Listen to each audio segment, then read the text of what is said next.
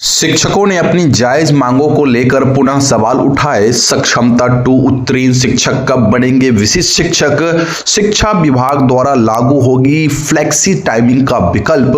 बच्चों को पहले दिन मिलेगी पूरी यूनिफॉर्म, किताबें और किट। 8वीं से 12वीं के छात्रों को मिलेगी कौशल विकास ट्रेनिंग। सक्षमता परीक्षा उत्तीर्ण शिक्षकों को राज्यकर्मी का दर्जा जल्द मिले। विद्यालय से एग्जिट करते समय फोटो अपलोड अनिवार्य। शिक्षकों के लिए क्यूआर कोड आईडी जल्द ई शिक्षा कोष पोर्टल पर। छठे चरण के शिक्षकों का प्रशिक्षित वेतन रद्द। वेल दोस्तों, स्वागत है आप सभी का बिहार विशिष्ट शिक्षक के अनमोल पेशकश शिक्षा संवाद के एक और फ्रेश एपिसोड में, जहां हम बातें करेंगे दिन भर की तमाम बड़ी खबरों के बारे में। सबसे पहले टीचर ऑफ द डे बनने के लिए सद्दाम आलम फ्रॉम खगड़िया एंड चंदन कुमार साहब फ्रॉम सीतामढ़ी जी को मेनी कांग्रेचुलेशन। अगर आप भी बनना चाहते हैं टीचर ऑफ द डे तो इस वीडियो को शेयर करके अपने नाम और पता के साथ एक प्यारा सा कमेंट जरूर करिएगा।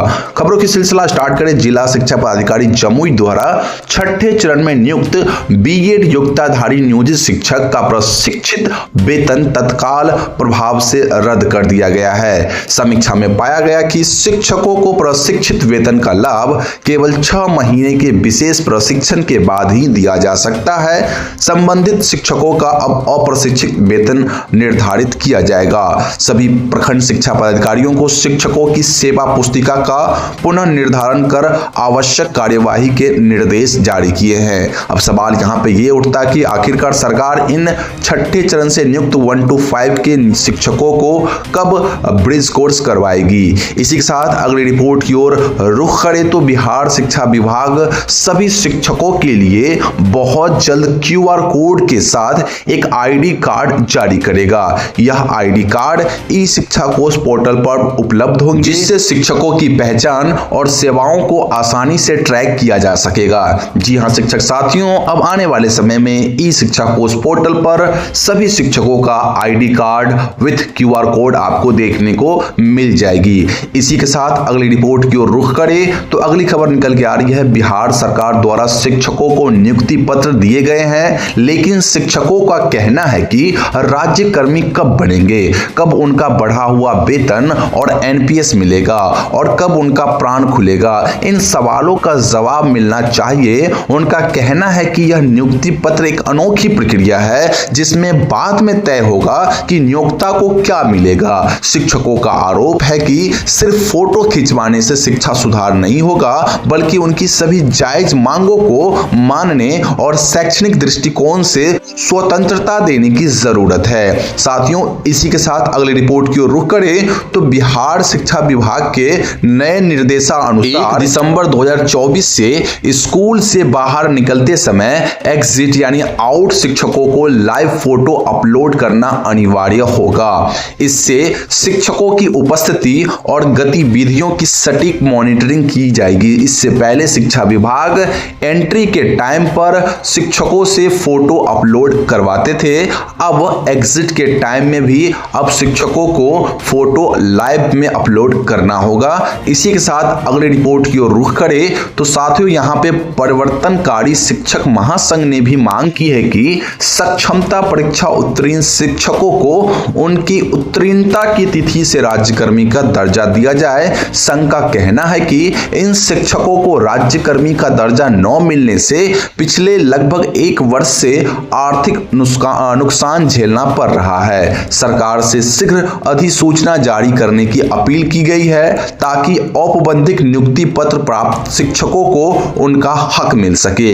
जी हां शिक्षक साथियों, अब देखना होगा कि सरकार इस पर क्या एक्शन लेती है। साथियों, इसी के साथ अगली रिपोर्ट की ओर रुख करें तो बिहार शिक्षा विभाग ने स्कूलों की समय अवधि और समय सारणी को लेकर नया प्रस्ताव तैयार किया है। विभाग ने हाल ही में स्कूलों के समय में बदलाव करते हुए 9:30 से 4 बजे तक किया है। इसके अलावा विभाग ने फ्लेक्सी टाइमिंग का विकल्प भी भविष्य में प्रदान करेगा, जिससे हेड मास्टर टीचरों के लिए अलग अलग समय पर तय कर सकते हैं। हैं। इस व्यवस्था के तहत जहां कमरे कम है और क्लासेस ज्यादा है वहां समय सारणी को स्टैगर्ड किया जाएगा। साथियों, इसी के साथ अगली रिपोर्ट की ओर रुख करें तो राज्य के सरकारी विद्यालयों के 8वीं से 12वीं कक्षा तक के छात्र छात्राओं को कौशल विकास की ट्रेनिंग मिलेगी। इसके तहत पहले चरण में माध्यमिक और उच्च माध्यमिक विद्यालयों को उनके नजदीकी सरकारी औद्योगिक प्रशिक्षण संस्थानों, इंजीनियरिंग कॉलेजों और पॉलिटेक्निक संस्थानों से जोड़ा जाएगा ताकि विद्यार्थियों को ट्रेनिंग सुविधा उपलब्ध हो सके। इसके बाद प्रारंभिक विद्यालयों के 8वीं कक्षा के बच्चों के लिए भी इस ट्रेनिंग की व्यवस्था की जाएगी। अब साथियों, देखना होगा कि भविष्य में शिक्षा विभाग और कौन कौन सा जो है निर्णय लेता है शिक्षा विभाग के हित के लिए। इसी के साथ बिहार में शिक्षा विभाग ने स्कूलों में बच्चों के प्रेरणादायक और शैक्षणिक पेंटिंग लगाने की पहल की है। आरा के स्कूलों में यह प्रयोग सफल रहा, जहां कक्षा की दीवारों पर अक्षर, अंक और प्रेरणादायक स्लोगन पेंट किए गए। अब विभाग सभी स्कूलों को टेम्पलेट उपलब्ध कराएगा ताकि कक्षा 1 से 5 तक की दीवारों पर बच्चों के लिए उपयुक्त पेंटिंग हो सके।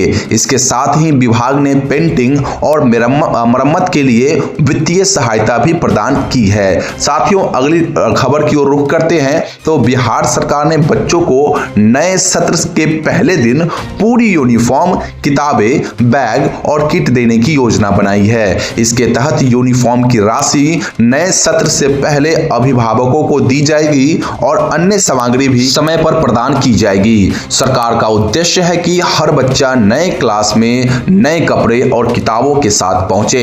यह योजना अगले साल से लागू होगी। नए सत्र जब आएगी उसमें ये योजना पूरी तरह से सरकार का जो मंशा है कि लागू कर ही दिया जाए। देखते हैं इसमें कितना सफलता मिलती है सरकार को।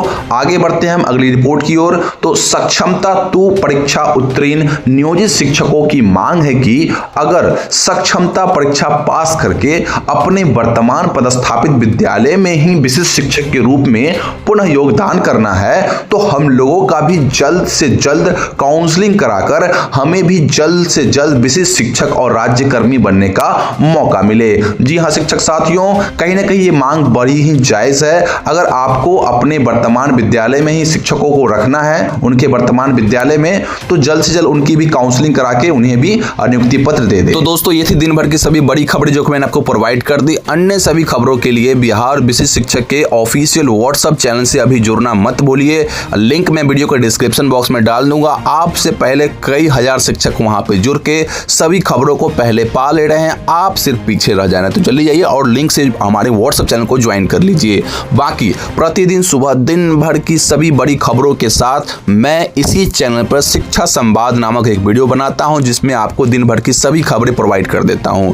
तो अभी कभी इस चैनल को सब्सक्राइब करके बेल आइकन प्रेस कर लीजिए। साथ ही साथ मोटिवेशन के लिए वीडियो को लाइक करके और अपने शिक्षक संबंधित सभी ग्रुप्स में और अपने शिक्षक साथियों के पास इस वीडियो को जरूर पहुंचाइए, ठीक है ना, शेयर करके। बाकी मिलते हैं अगली वीडियो में। जय हिंद।